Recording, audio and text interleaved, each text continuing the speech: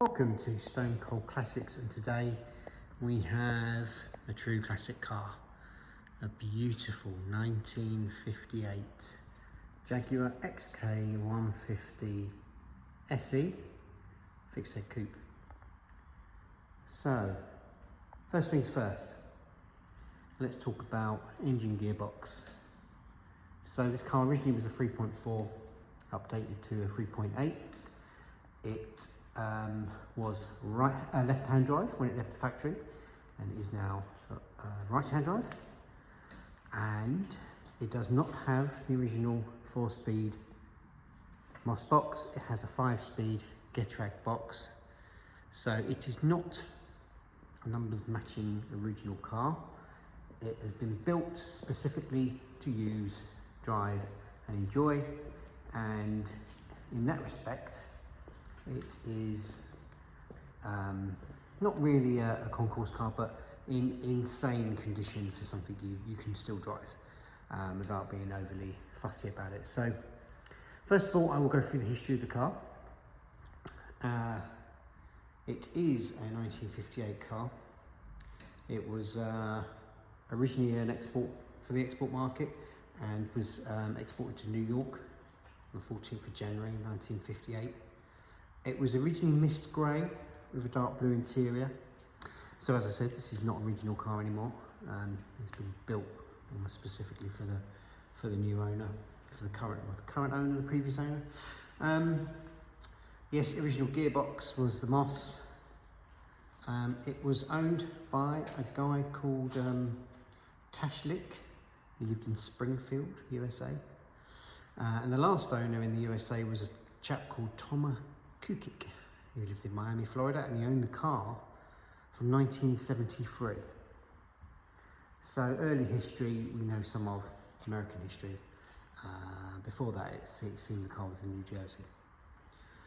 That's pretty much it, what we know about the American history, except this is where it was converted to a 3.8. It was imported into Ireland in January 1989, and we have the customs certificate to prove that. And it went into Dublin, County Dublin, and into a dealer on behalf of a chap called Paddy McClintock. He was the first registered owner on the Irish logbook, and it had some restoration work carried out then, and was registered with 59D4, a Dublin plate, in 1990. And there's a nice magazine in the book pack featuring this car from back then with that number plate on it. This guy McClintock was a rally driver and a motoring journalist, but he sold the car in '94 to another chap in County Dublin, and we've got the invoices in the folder for that as well. In 1998, the chap who restored it to this condition found the car. It was advertised in Classic and Sports Car in 1998 by an Aston Martin dealer called Desmond J. Small, and we were assuming that the Mr. Megan traded it for an Aston Martin. This is where our customer, Ray Knott, he purchased the car with his father, Ernie Knott. And I mention their names simply because Ernie was a very well-known and well-respected restorer of the Gordon Keeble car, the great fiberglass Jaguar designed V8 powered British coupe of the 60s. They were the world's expert on those cars, and they had a company called Enox Coachworks in Brackley, not far from here in Oxfordshire. He also restored the only Fura bodyless type Jaguar, so a man who really knew his way around a Jag.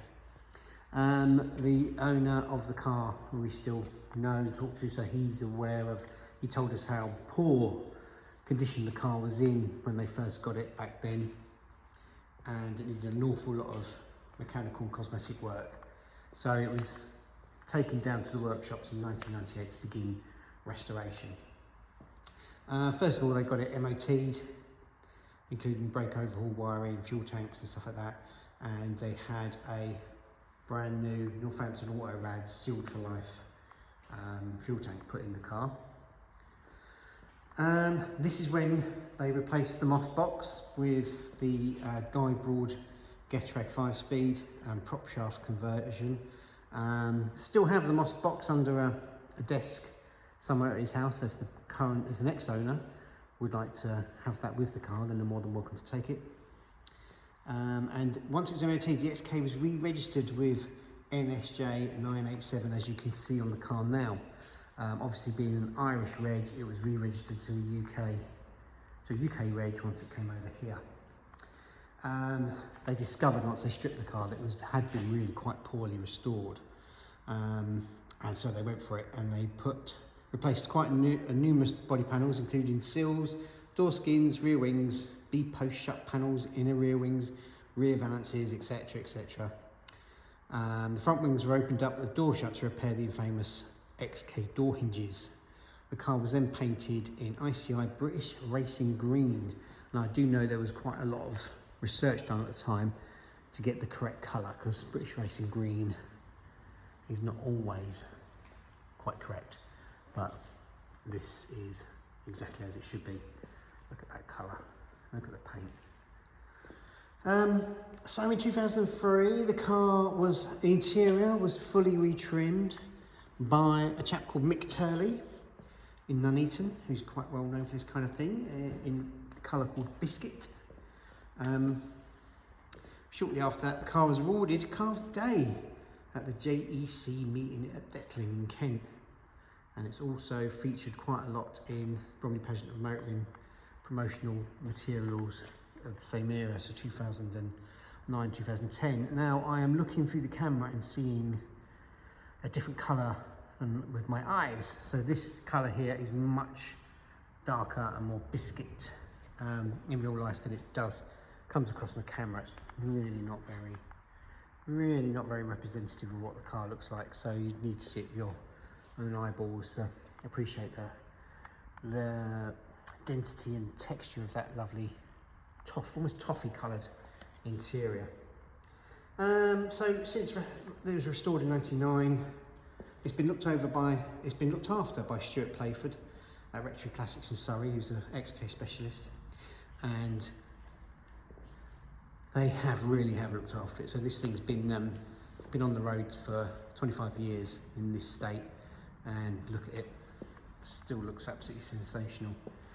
Let's talk about the spec, because there's an awful lot of spec on this car, and I will talk about it all.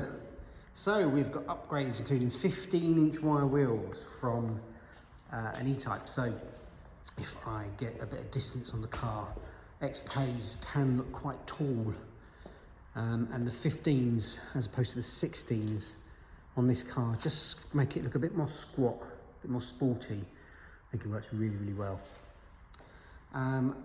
We talked about the Getrag 5-speed gearbox and the prop shaft. There is a Motorlita 16-inch 4-spoke wood rim steering wheel, as you can see there. There is a Coopercraft 4-pot calipers on the front discs. There are broad, sport and polished alloy clutch and brake reservoirs. We'll pop the bonnet open shortly and look at those. 6-branch stainless steel exhaust manifold and full stainless steel system. Polished alloy coolant expansion tank, broad sport alloy radiator, 16-inch Kenlow fan, which is advised and endorsed by Andrew Tart, the technical advisor of the XK Club. Alternator conversion, halogen headlamp, bulb conversion, a water pump in 2016, 123 electronic ignition, sports coil, silicon HT leads, brake servo upgrade, a new master cylinder, polybush front suspension, rebuilt polybush suspension, new ball joints, track rod ends and stub axles, costing a grand total of £2,500 in 2017. A harmonic crankshaft damper in 2017, new steering rack, 4 new Coney shocks in 18, new clutch slave cylinder in 2018, new spring clutch and gearbox overhaul by Alan Voigts in November 2020, a new speedometer cable, complete rear brake upgrade from round to square pads, including handbrake in November 21, cam cover gaskets replaced in November 21, and really It's been serviced since then, been checked over. But 21 is kind of where the work ends, because sadly, the chap who owns the car has been quite unwell. So the car's been used, but it is now a little bit out of... It's just not comfortable for the chap to drive, sadly. It's a heavy car, the steering is heavy, and it's something you have to manhandle around. It's not something that you can pussyfoot around in. So sadly, it's just not drivable for the chap. He actually sold it to one of his best buddies and neighbours, who then gifted it to his brother. And unfortunately, he's not very well. So it hadn't been used much for the last year. It's just been checked over by an XK specialist before it came to me, and everything's fine, everything's good, everything's running well. And yeah, the whole gang have decided that it needs to go to someone who's going to use it. So yeah, spec wise, very, very comprehensive. Well, let's have a look around the car. First things first, we do have a little collar down here to secure the bonnet. Open that, and I've got to see if I remember where the bonnet pull is. There we go. That's the bonnet pulled.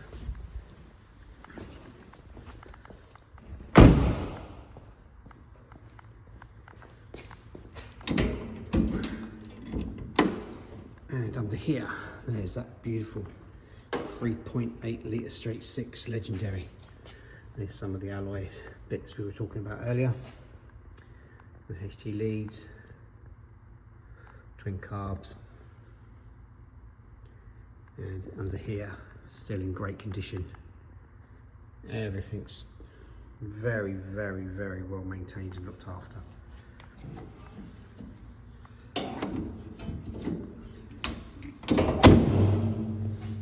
Let's have a look in the boot.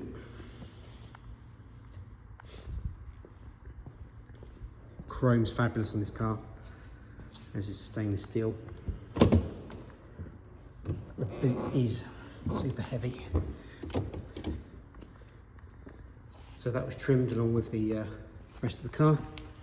And then inside here, spare wire, some parts, spares, and jacks and stuff. Not in the car at the moment. We have jacks. We have the hammer, the mallet to get the centre lock wheels off, and all other bits and bobs to go with the car.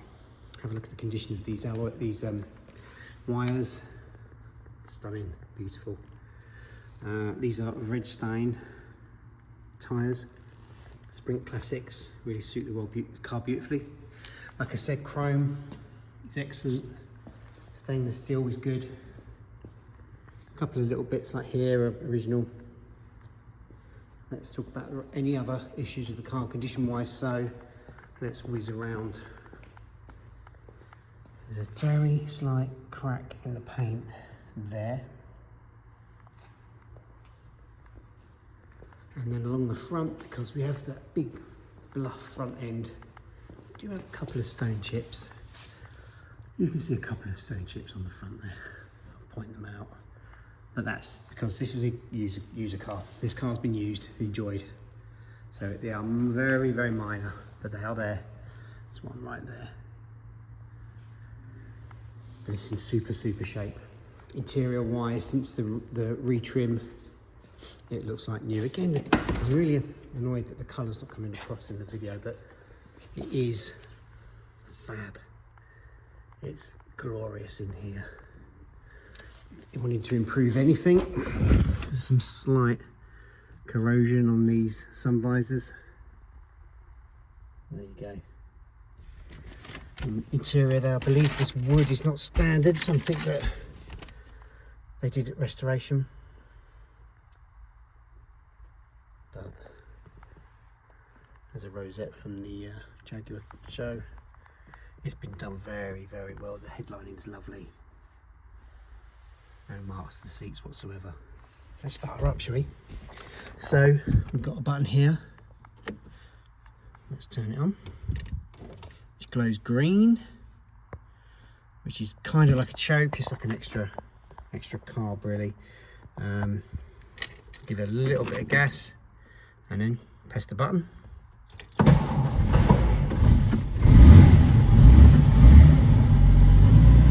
This car's completely ice cold and it starts like that, idles like that. It really is something set up to be used, to be driven, because it goes so well. Not one to be wrapped up in a collection. You've got to get out and drive this car. It is very, very special. Turn her on. So, in conclusion, a beautiful British Racing Green XK150. Drives beautifully, presents beautifully, isn't original in any way. But an original XK150 with a 3.4 left-hand drive and the Moss gearbox in it is not going to be the most exciting thing, pleasant thing to drive. I think what we've got here is someone's perfect idea of the perfect XK150 really, for them anyway. British Racing Green with all those bits and bobs in it, the 3.8 right-hand drive, and you're not too scared to use it. Stunning car.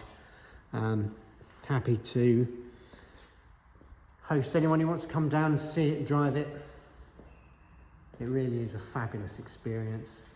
1950s cars, not all the rage at the moment, but as far as I'm concerned, this isn't a 1950s car. This is a work of art. If you are interested, please get in touch. It's priced at the moment at $74,995. Please get in touch if you want to come down and have a look. And go to the website stonecoldclassics.com if you want to see a full set of pictures and a description. All of what we just discussed will be in the description. And if you like cars like this, please subscribe to the channel. Have a look at the archive. There's tons more.